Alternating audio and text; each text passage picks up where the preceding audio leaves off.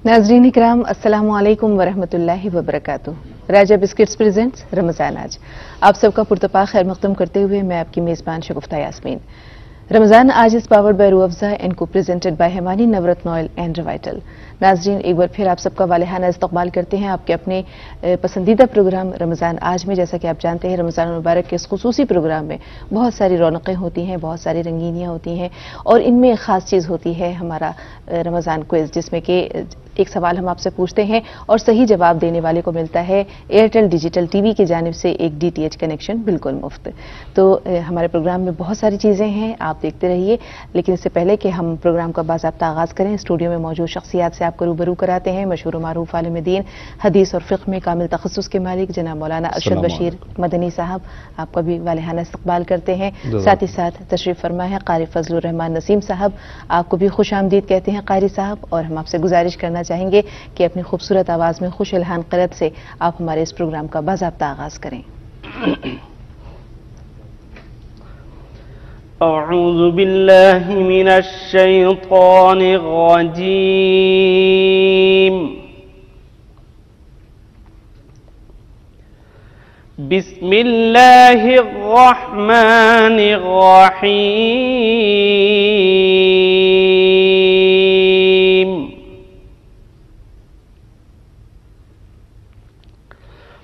सब्बह लिल्लाहि मा फिस समावाति व मा फिल अर्ज़ि व हुवल अज़ीज़ुल हकीम।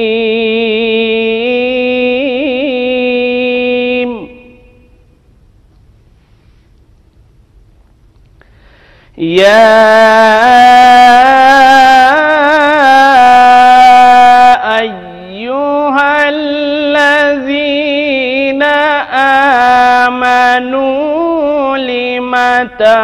तक़ूलून मा ला तफ़अलून।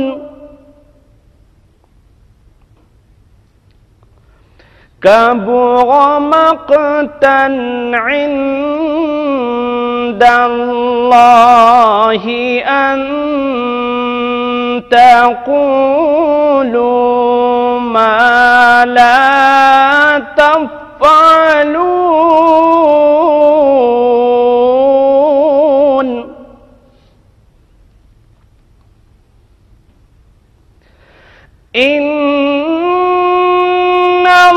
इन्नल्लाहा युहिब्बुल्लज़ीना युक़ातिलून फ़ी सबीलिही صفا كأنهم بنيان مرصوص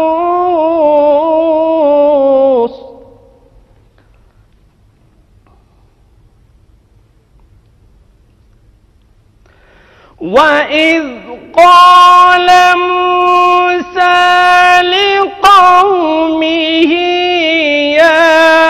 قوم لم تؤذونني وقد تعلمون أني رسول الله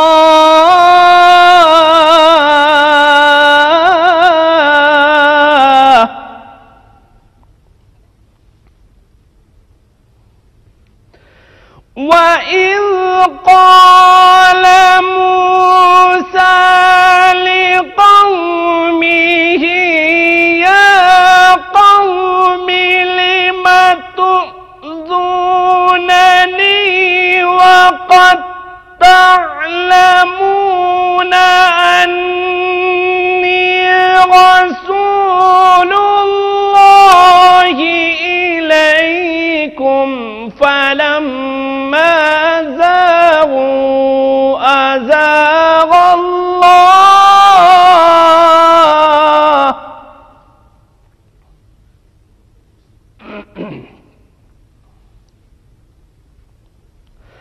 فلما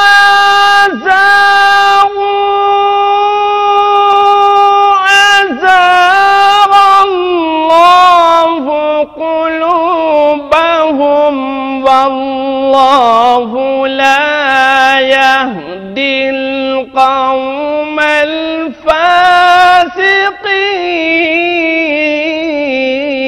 الفاسقين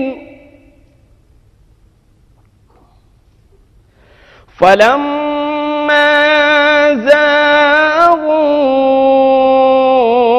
أزاغ الله قلوبهم والله لا يهدي القوم الفاسقين صدق الله العظيم صدق اللہ العظیم. ناظرین، آپ نے قاری فضل الرحمان صاحب کی خوبصورت خوش الحان انداز میں ان کی جو ہے تلاوت سماعت فرمائی. اللہ تعالیٰ آپ کو جزائے خیر دے. اور ہمارے اس مقدس بزم کا آغاز ہو چکا ہے. مولانا صاحب، آپ سے ہم جاننا چاہیں گے، گزشتہ کچھ دنوں سے ہم آپ سے رشتہ داروں کے یا اللہ تعالیٰ کے بندوں کے حقوق کے بارے میں بات کر رہے تھے. آپ سے ہم ضرور جانکاری لیں گے، لیکن ہمارے ناظرین انتظار کر رہے ہیں کہ ہم انہیں آج ایک نئے شہر کی سیر کرانے جا رہے ہیں. تو آئیے ناظرین، ہم آپ کو لے چلتے ہیں الہ آباد، جہاں ہماری ٹیم موجود ہے. آئیے سیدھے جڑتے ہیں فاخر ادیب سے اور دیکھتے ہیں کہ اہالیان الہ آباد کی آج روزے میں کیا سرگرمیاں ہیں. تو ناظرین، یہ تھے فاخر ادیب جو 17ویں رمضان المبارک میں اہالیان الہ آباد سے ہمیں اور آپ کو روبرو کرا رہے تھے. اور جیسا کہ ہم نے دیکھا ہے کہ وہاں بھی ماشاءاللہ رمضان المبارک کی رونقیں جو ہیں وہ اپنے عروج پر ہیں. عید کی آمد ہے، اس لیے خواتین، بچے سب ہمیں عید کی خریداری کرتے ہوئے بھی نظر آئے. اور اس تعلق سے بھی ہم ضرور اس پہ بات بھی کریں گے. عید کی آمد ہے اور ظاہر سی بات ہے کہ رمضان المبارک دھیرے دھیرے ہم سے جدا ہوتا جا رہا ہے. وقت جو ہے وہ گزر رہا ہے بہت تیزی سے. لیکن اس سے پہلے کہ ہم اپنے گفتگو کا آغاز کریں، برادر الیاس شرف الدین صاحب تشریف لے آئے ہیں اسٹوڈیو میں. آپ کا ہم پرتپاک خیر مقدم کرتے ہیں.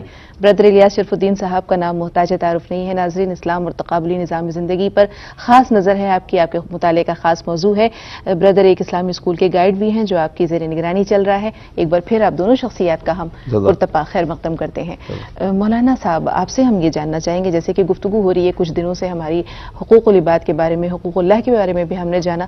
آج ہم یہ جاننا چاہیں گے کہ جو ہم رشتہ دار ہیں ہمارے، ان کے زکوٰۃ میں ان کا کیا حق ہے، کس طرح سے ان کی جو ہے وہ زکوٰۃ کی ادائیگی میں انہیں شریک کیا جانا چاہیے، یا کس طرح سے ان کی ضروریات اگر وہ مستحق ہیں تو انہیں پورا کرنا ایک بندے پر فرض ہے.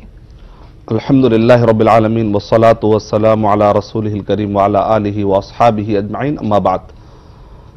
اللہ تعالیٰ نے قرآن مجید میں صرف زکوٰۃ کا نظام نہیں بلکہ زکوٰۃ کے ساتھ ساتھ صدقے کا، تحفے کا، جیسا کل ہم نے کہا کہ ایمرجنسی صدقے کا بھی ذکر ہمیں سورہ بلد میں ملتا ہے. یعنی ایک تو زکوٰۃ ہے جو کہ واجب، ضروری، فرض ہے، رکن ہے، اور صدقہ نفلی طور پر یہ غریبوں کے، خاص طور سے غریبوں کا خیال رکھنے کے لیے یہ بتایا گیا ہے. تحفوں کا سلسلہ ہے، حقوق العباد کا سلسلہ ہے، اور مصیبت میں قرضہ دینے کا سلسلہ ہے. تو مالی اعتبار سے اسلام نے انسانوں کے حقوق العباد حقوق ادا کرنے کے اللہ تعالیٰ نے خاص طور سے اس پر توجہ دی ہے. سورہ توبہ سورہ نمبر 9 کے آیت نمبر 60 میں اللہ تعالیٰ نے 8 مدات بتائے ہیں، یعنی زکوٰۃ کو کہاں پر رکھنا ہے اس کے ڈیٹیل تک بھی بتایا ہے. جیسے ہم دیکھتے ہیں قرآن مجید میں نماز کا اتنے ڈیٹیل میں ذکر نہیں ملتا جتنا کہ ہمیں زکوٰۃ کہاں پر دینی چاہیے. انما الصدقات للفقراء والمساکین والعاملین علیہا والمؤلفۃ قلوبہم وفی الرقاب والغارمین وفی سبیل اللہ وابن السبیل.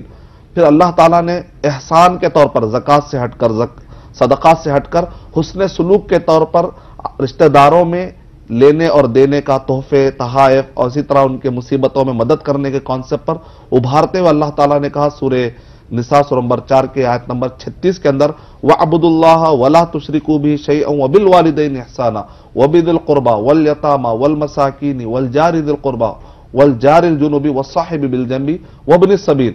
یعنی اللہ سبحانہ و تعالیٰ نے قرآن مجید میں حقوق العباد کا، رشتہ داروں کا، یہاں تک کہ ایک پڑوسی سفر میں آپ کے بازو کوئی بیٹھ گیا تو کہا کہ وہ بھی پڑوسی اس کا حق ادا کرو. सुभान तो अल्लाह। ये सारे कुरान मजीद में हमें जिक्र मिलते हैं। बिल्कुल, बहुत शुक्रिया मौलाना साहब। इस बारे में आपसे और भी जानकारी लेंगे कि जैसे हमने देखा कि जो दायरा है वो खानदान से फैलते फैलते समाज के हर पहलू को और हर उसको हिस्से अपने जो है वो गोशे में ले लेता है, हाथे में ले लेता है। नाजरीन, प्रोग्राम का सिलसिला जारी है, लेकिन यहाँ वक्त हो रहा है एक छोटे से वक्फे का। जैसा कि आप जानते हैं, हमारे एक प्रोग्राम का खास हिस्सा है रमजान क्विज, जिसमें हम आपसे पूछते हैं एक सवाल और सही जवाब देने वाले को मिलता है एयरटेल डिजिटल टीवी की जानिब से एक DTH कनेक्शन बिल्कुल मुफ्त। तो यहाँ वक्त हो रहा है एक छोटे से वक्फे का, लौट कर आएंगे तो ब्रदर इलियास शरफुद्दीन साहब से भी बहुत सारे सवालात हैं जिन पे इंशाअल्लाह रहनुमाई लेंगे, लेकिन उससे पहले एक छोटा सा वक्फा। राजा बिस्किट्स प्रेजेंट्स रमजान आज। नाजरीन, वक्फे के बाद एक बार फिर आप सबका वालिहाना इस्तकबाल है। रमजान आज is powered by Rooh Afza को presented by Himani Navratna oil and Revital. नाजरीन, तहसीन मिर्जा साहब नागपुर से फोन लाइन पे हैं, उनकी कॉल ले लेते हैं। जी फरमाइए तहसीन साहब, क्या जानना चाह रहे हैं? अस्सलाम वालेकुम। वालेकुम अस्सलाम।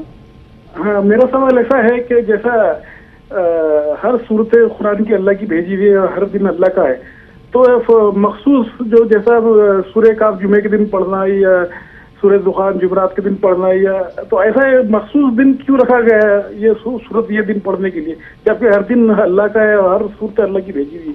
जी जी, मौलाना अरशद बशीर मदनी साहब। वालेकुम अस्सलाम वरहमतुल्लाहि वबरकातुहू। यकीनन आपका सवाल बहुत ही मुनासिब और बहुत ही अच्छा है। कुरान मजीद अल्लाह सुब्हानहू तआला की तरफ से नाजिल करदा है। इसमें की हर आयत अल्लाह ताला ने कुरान मजीद में इरशाद फरमाया, सूरह बकरा सूरह नंबर 2 आयत नंबर 185 में, शहरु रमज़ान अल्लज़ी उन्ज़िला फ़ीहिल कुरान, तो मुकम्मल पूरा कुरान अल्लाह सुब्हानहू तआला की तरफ से नाजिल किया गया है। और इसी तरीके से सारे के सारे अय्याम, कोई भी दिन मनहूस नहीं होता।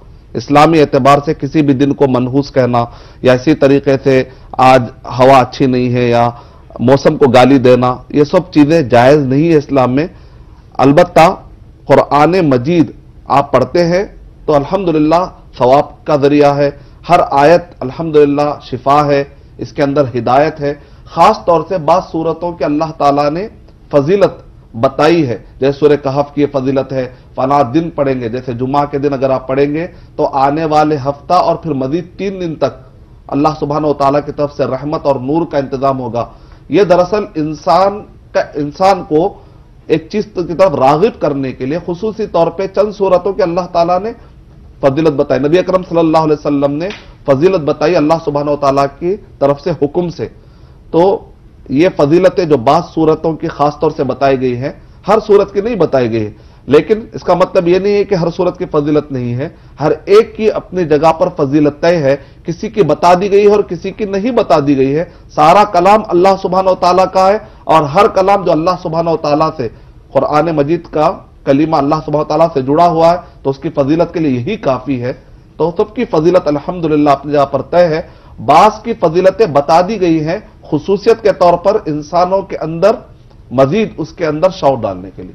उम्मीद है आपका जवाब मुकम्मल हो। तो उम्मीद है कि तहसीन साहब आपको आपके सवाल का जवाब मिल गया होगा। फोन करने के लिए बहुत शुक्रिया। बड़ी बाकायदगी के साथ हमारे प्रोग्राम में हिस्सा लेते रहते हैं, शिरकत करते रहते हैं। एक बार फिर हम आपका शुक्रिया अदा करते हैं। रियाज मिर्जा साहब पुणे से फोन लाइन पे हैं। जी रियाज साहब, फरमाइए क्या जानना चाह रहे हैं? जी अस्सलाम वालेकुम। वालेकुम सलाम। जी मुझे ये पूछना था कि सब्र कदर कैसे पहचाने, यानी सब्र कदर की निशानियां क्या है? जी बहुत अच्छा सवाल है।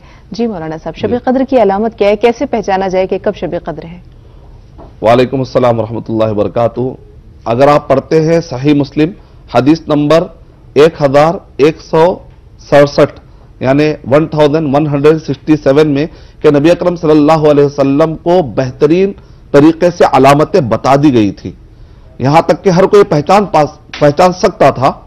लेकिन नबी अकरम सल्लल्लाहु अलैहि वसल्लम वो बताने के लिए आ रहे थे, देखा कि 2 सहाबा करम किसी बात पर वो आपस में इख्तलाफ कर रहे थे, तो ऐसे वक्त पर नबी अकरम सल्लल्लाहु अलैहि वसल्लम आप उनको सुलझा रहे थे, वो बातें भुला दी गई। तो नबी अकरम सल्लल्लाहु अलैहि वसल्लम ने यहां पर जो इरशाद फरमाया कि फजाअ शैतान, शैतान आया। इसका मतलब ये निकला कि इख्तलाफ डालने वाले छोटे छोटे शैतान रमजान मुबारक में रहते हैं, बड़े बड़े शैतान बंद कर दिए जाते हैं। और नबी अकरम सल्लल्लाहु अलैहि वसल्लम ने हतमी तौर पे नहीं कहा कि यह अलामत है कि जिसकी वजह से यानी कि हम कह ले कि मान ही ले या यकीनी तौर पे हम कह ले कि वो 21 होगी या 23 होगी या 25 होगी, 27, 29।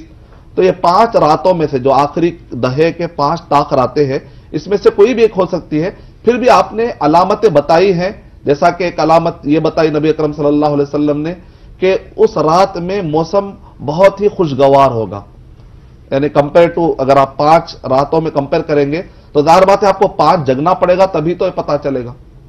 اور ساتھ میں کہا گیا کہ جب سورج نکلے گا اس رات کے گزرنے کے بعد جو سورج نکلے گا تو اس کی شعاؤں میں وہ تمازت نہیں رہے گی جتنا کہ دوسرے دنوں میں وہ چیز پائی جاتی ہے.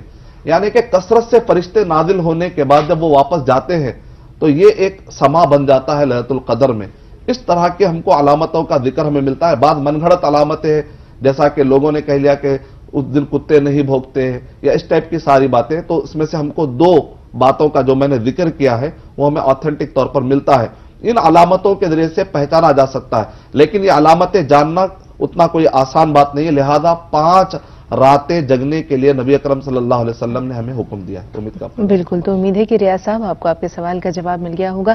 اور ناظرین، اب ہم چلتے ہیں مولانا عبدالاحد مدنی صاحب کے پاس اور آج ان سے ہم جانیں گے کہ صدقہ فطر کے حقدار کون ہیں. آئیے دیکھتے ہیں یہ رپورٹ.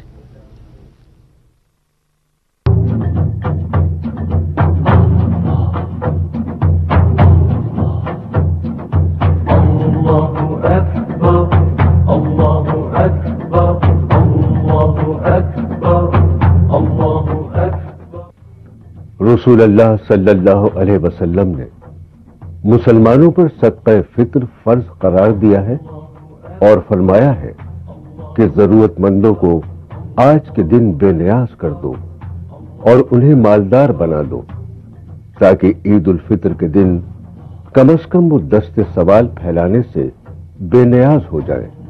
اکثر لوگوں کو یہ چیز معلوم نہیں ہے کہ صدقہ فطر کے مصارف کیا ہے. قرآن کریم کا مطالعہ کیجئے اور حدیث شریف کا مطالعہ کیجئے تو صدقے کا جہاں ذکر آتا ہے یعنی زکوٰۃ کا اور صدقات کا، تو قرآن کریم کی وہ آیت بہت ہی مشہور ہے جس میں اللہ رب العزت نے زکوٰۃ اور صدقہ فطر کے مصارف کا تذکرہ اجتماعی طور پر کیا اور وہ 8 مصرف. ان 8 مصارف کے علاوہ اور کوئی 9 مصرف شریعت نے متعین نہیں کیا ہے. جو زکوٰۃ کے مصرف ہیں وہی صدقہ فطر کے مصرف ہیں. یہ اور بات ہے کہ اولیت اور افضلیت صدقہ فطر میں فقراء اور مساکین کو دی گئی ہے. اگر گرد و پیش میں فقراء و مساکین نہیں ملتے تو ایسی صورت میں اور جو مصارف زکوٰۃ ہیں اور جو مستحقین ہیں ان کو زکوٰۃ کی رقم دی جائے اور صدقہ فطر کی رقم ان کو دی جائے. صدقہ فطر کے فی الواقع حقدار علاقے کے فقراء مساکین ہیں، لہذا اپنے ارد گرد کے محتاج لوگوں کو نظر انداز کر کے دور دراز کے لوگوں میں صدقہ فطر تقسیم کرنا روح شریعت کے منافی ہے. قرآن کریم کی آیت پڑھیے، انما الصدقات للفقراء والمساکین والعاملین علیہا والمؤلفۃ قلوبہم والغارمین. قرآن کریم نے اس پوری آیت میں 8 قسم کے مصرف کا ذکر کیا. پہلا فقراء، دوسرے مساکین، تیسرے جو لوگ زکوٰۃ کی وصولیابی کرتے ہیں، چوتھے وہ لوگ جن کے دل کو مانوس کرنا اور اسلام کی جانب مائل کرنا مقصود ہو، اور پانچویں وہ لوگ جو مقروض ہیں، اور چھٹے وہ لوگ جن غلام ہیں، اور اسی ساتویں وہ لوگ جو اللہ کی راہ میں ہیں اور جو مسافر ہیں. ان 8 مصارف کے علاوہ 9 کوئی مصرف نہیں ہے. ہم تمام صدقہ فطر کے ادا کرنے والوں کو چاہیے کہ سب سے پہلے فقراء مساکین میں اپنی زکوٰۃ جو ہے ادا کریں اور ان میں خرچ کریں اور اس کے بعد دیگر مصارف کا اہتمام کریں. اگر علاقے میں فطرہ کا مستحق کوئی فرد اور خاندان نہیں ہے تو دوسری جگہ کے لوگوں کو دینے میں کوئی حرج نہیں ہے. اگر روزہ دار کا بھائی، بہن یا دیگر بردار نہایت مفلوق الحال ہو تو ان کو صدقہ فطر دینا जायज व मसनून है।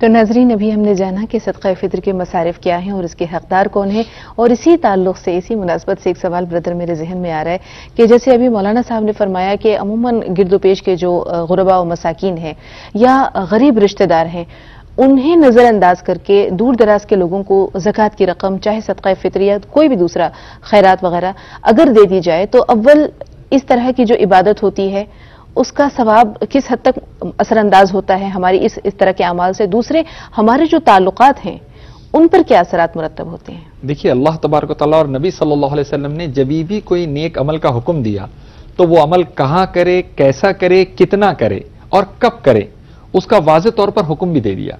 अल्लाह की तौहीद पर कायम रहना और शिरक नहीं करना, नबी सल्लल्लाहु अलैहि वसल्लम की सुन्नत पर कायम रहना, बिदअत नहीं करना, नमाज की पाबंदी, वैसे ही ज़कात और सदक़ात की पाबंदी।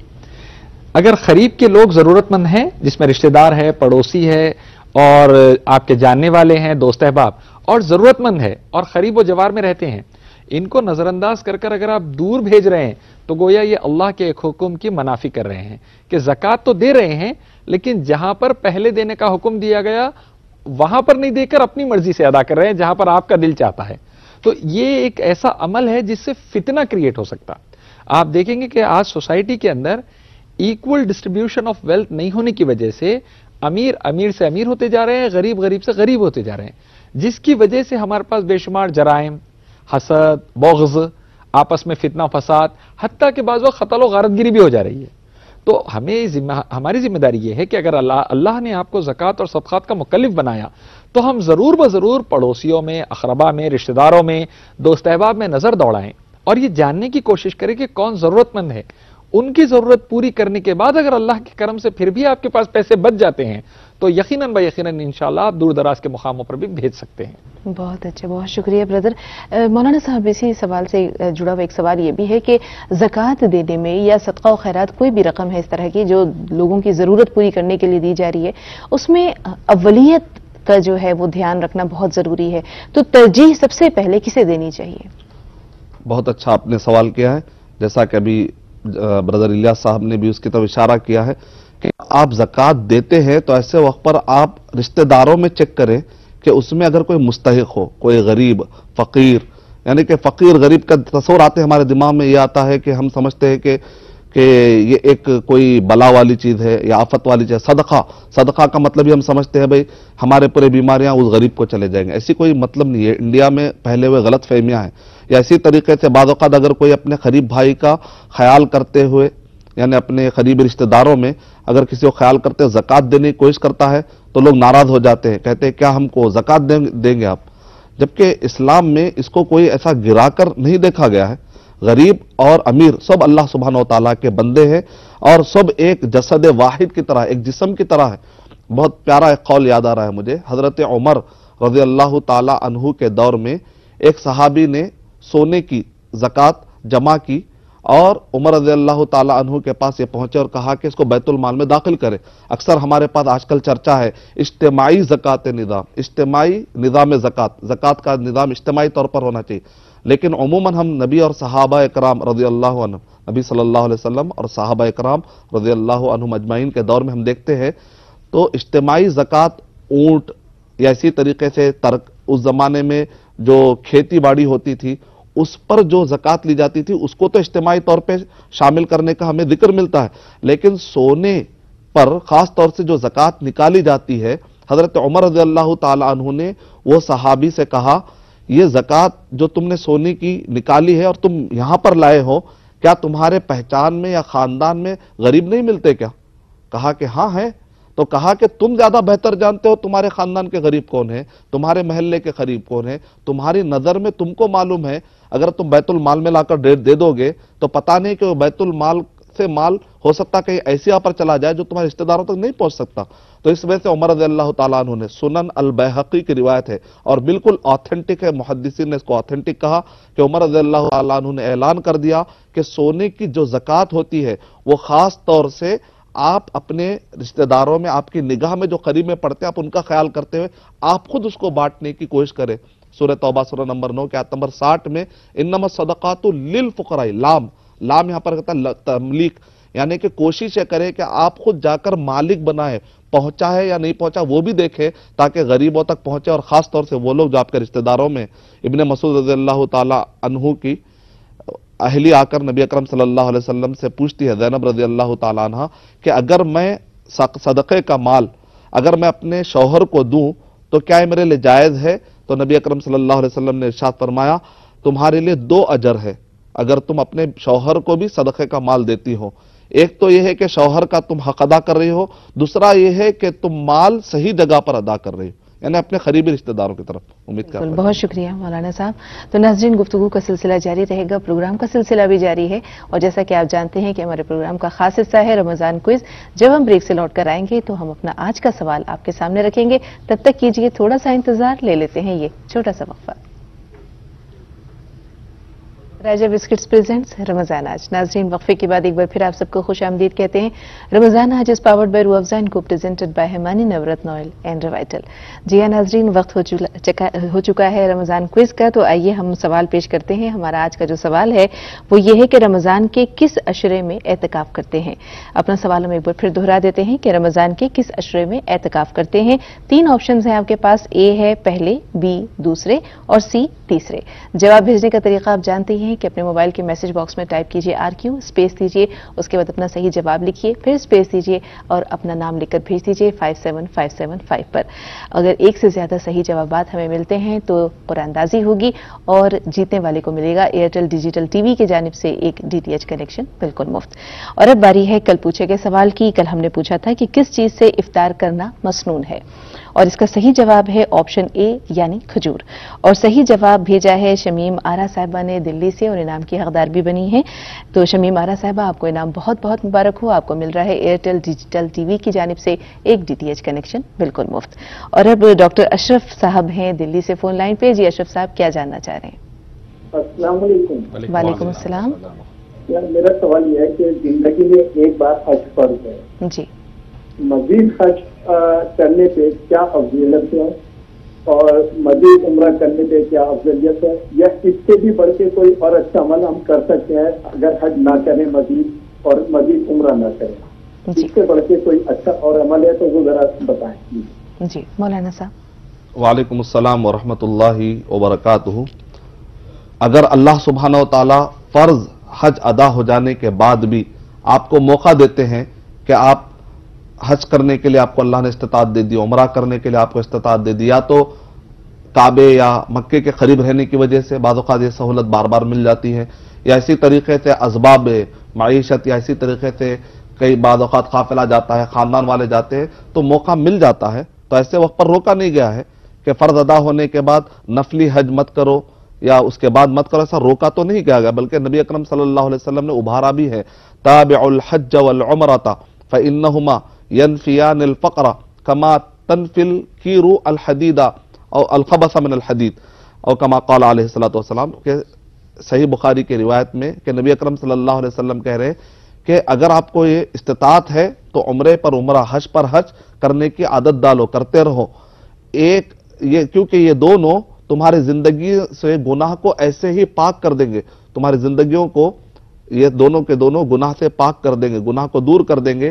کہ جس طریقے سے جب لوہے کو انگار پر ڈالا جاتا ہے تو اس میں جتنے بھی چیزیں بیکار چیزیں ہوتی ہیں جو چھٹ جاتی ہیں، تو بالکل اسی طریقے سے. لیکن اگر کوئی آدمی یہ چاہتا ہے کہ میں زیادہ ثواب کیسے کماؤں، تو فرض حج ادا ہونے کے بعد آپ جو کچھ بھی نفلی عمرہ کر رہے ہیں، نفلی حج کر رہے ہیں، یہ فائدہ صرف آپ کی حد تک محدود ہے. لیکن اگر یہ مال اگر آپ صدقہ اور خیرات میں، یا اسی طریقے سے ایجوکیشن کے لیے، یا ایمپاورمنٹ مسلم، اور اسی طریقے سے بہت سارے غیر مسلم معصوم بھی ان کی جان بچانے کے لیے ایسے کاموں میں اگر آپ لگا سکتے ہیں، تو ایک حدیث شریف سناتا ہوں میں، دیکھیے آپ کتنا اجر اس میں بھی ملتا ہے. کیونکہ ہم کو اندازہ ہونا چاہیے کہ اجر زیادہ کہاں سے کمائیں، یہ ہمارا ٹاپک ہونا چاہیے. کہ نبی اکرم صلی اللہ علیہ وسلم ارشاد فرما رہے ہیں اگر کوئی اللہ کی راہ میں ایک کھجور دے گا تو اللہ سبحانہ و تعالیٰ اس کو اتنا بڑھائیں گے یہاں تک کہ وہ پہاڑ کی طرح ہو جاتا ہے، کھجور جا کر پہاڑ کی طرح ہو جاتا ہے۔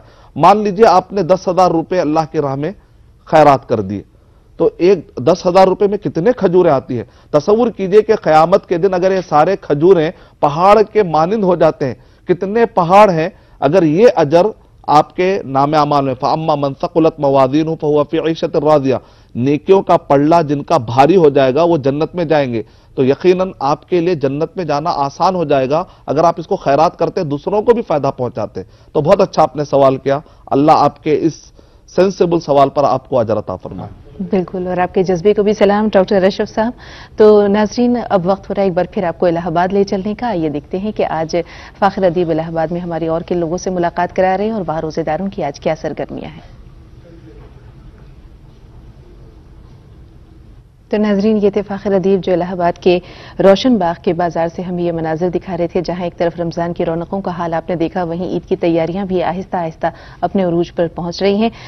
برادر الیاس صاحب، آپ سے ہم جاننا چاہیں گے، جیسے بھی بات ہو رہی ہے زکوٰۃ کی، ہمارے ہاں ہم دیکھتے ہیں کہ ہندوستان میں بے روزگاری بہت بڑا مسئلہ ہے۔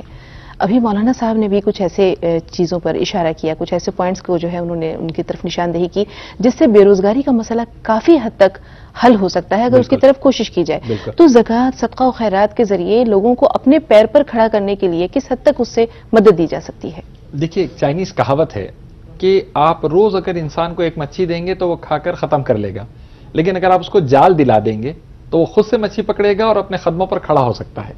زکوٰۃ کے نظام کے اندر بھی ہم نے ایک کوشش کرنی چاہیے کہ ہمارے خاندان میں، اقربا میں، پڑوس میں، یا جہاں پر بھی ہماری استطاعت اللہ نے دی ہے، ہم مال دینا چاہتے ہیں اور وہاں پر کوئی ہونہار لڑکے ہیں جو کچھ کاروبار کر سکتے ہیں یا کچھ ایک ہنر سیکھ کر وہ آگے اپنا خود کا روزگار فراہم کر سکتے ہیں، تو ایسے موقع پر ہر مہینہ ان کو 2,000 روپے کا اناج دلانے کے بجائے ایک ساتھ ان کے کاروبار کے لیے کوئی نہ کوئی اچھا انتظام کر دینا چاہیے، چاہے وہ جنرل سٹور کی شکل میں ہو یا کوئی اگر ہنر ہے تو کوئی مشین کی شکل میں ہو یا کوئی بھی ایسی مختلف شکلیں ہو سکتی ہے، ایک انسٹیٹیوٹ کی شکل میں ہو، تاکہ جو بھی وہ لڑکا ہے یا جو بھی شخص ہے جس کے پاس تجربہ ہے، جس کے پاس ہنر ہے، جس کے پاس اللہ تبارک و تعالیٰ نے عمدہ طریقے سے پورے کاروبار کو چلانے کی صلاحیت دی ہے، صرف مال کی کمی کی وجہ سے وہ پیچھے ہے، تو وہ مال کی کمی کو ہم پورا کر کے اگر اس کو ایک سٹینڈنگ دیں گے تو نہ صرف اللہ کے حکم سے انشاءاللہ وہ خود کفیل ہو سکتا ہے، بلکہ وہ خود آنے والے سالوں میں زکوٰۃ خود سے نکالنے کا، یعنی کہ انشاءاللہ اللہ اس کو اتنا طاقت اور اتنا پاور اور استطاعت دے سکتے ہیں انشاءاللہ اللہ چاہے، یعنی کہ نہ صرف وہ خود اپنے پیروں پر کھڑا ہو سکے گا بلکہ اس کے اندر جو ٹیلنٹ موجود ہے اس سے وہ دوسرے لوگوں کو بھی روزگار فراہم کرنے کے لائق ہو سکے گا۔ جگہ سے انشاءاللہ اللہ چاہے تو 2-4 لوگوں کے لیے اور روزگار کے مواقع پیدا ہو سکتے ہیں، اللہ نے چاہا تو انشاءاللہ۔ بالکل، انشاءاللہ ضرور ایسا ہوگا، بشرطیہ کہ ہم ان چیزوں پر عمل کریں، نہ صرف ان پہ دھیان سے غور کر کے ان پہ سنیں بلکہ ناظرین ان پر عمل کرنے کی بھی پوری کوشش کریں۔ تو اب وقت ہو چلا ہے رمضان کو اس کو ایک بار پھر آپ کے سامنے پیش کرنے کا۔ جیسا کہ آپ جانتے ہیں کہ ہم ہر روز آپ سے ایک سوال پوچھتے ہیں اور صحیح جواب دینے والے کو ملتا ہے ایئرٹیل ڈیجیٹل ٹی وی کی جانب سے ایک DTH کنیکشن بطور انعام بالکل مفت۔ تو ہمارا آج کا سوال ایک بار پھر سن لیں ناظرین کہ رمضان کے کس عشرے میں اعتکاف کرتے ہیں؟ 3 آپشنز ہیں آپ کے پاس، A پہلے، B دوسرے اور C تیسرے۔ جواب دینے کا طریقہ آپ جانتے ہی ہیں، تو بس جلدی سے فون اٹھائیں اور جلدی سے ہمیں SMS کر دیں، ہم آپ کے جواب کے منتظر ہیں۔ اور اجازت لینے سے پہلے آپ دونوں حضرات کا میں ایک بار پھر تہہ دل سے شکریہ ادا کرنا چاہوں گی کہ آپ اسٹوڈیو میں تشریف لائے اور اپنے قیمتی خیالات سے ہمارے تمام ناظرین کی آپ نے رہنمائی کی، اللہ آپ کو جزائے خیر دے، بہت شکریہ۔ اور ناظرین، ہمارے جو لائیو پروگرامز ہیں رات کے، ایک بار ان کی تفصیل بھی آپ کو بتاتے چلیں۔ جیسا کہ آپ جانتے ہیں کہ شب کے 9 بجے ہم آپ کو ہندوستان کے مختلف شہروں سے نماز تراویح کا براہ راست نشریہ دکھاتے ہیں۔ آج ہماری ٹیم الہ آباد میں موجود ہے، تو انشاءاللہ وہیں کی کسی مسجد سے آپ دیکھیں گے نماز تراویح کا لائیو ٹیلی کاسٹ، اور شب کے 10:30 بجے ہم آپ کو دکھاتے ہیں رمضان المبارک کا ایک اور خوبصورت اور رنگا رنگ پروگرام رمضان مبارک، جس میں ملک کے مختلف شہروں سے آپ دیکھتے ہیں مساجد سے لوگ تقاریر پیش کرتے ہیں، حمدونات پیش کرتے ہیں، اور شب کے 1 بجے ہم آپ کو لے چلتے ہیں مکہ مکرمہ، جہاں سے آپ نماز تراویح کا براہ راست تشریہ دیکھ سکتے ہیں۔ تو یہ تو تھیں ان تمام پروگرامز کی تفصیلات جو انشاءاللہ آج آپ شام کو ملاحظہ کر سکیں گے ہمارے لائیو پروگرامز میں، اور فی الحال وقت ہو رہا ہے اس پروگرام کو یہیں پر ختم کرنے کا۔ تو اپنی میزبان اور پروگرام رمضان آج کی پوری ٹیم کو اجازت دیجیے۔ السلام علیکم ورحمۃ اللہ وبرکاتہ۔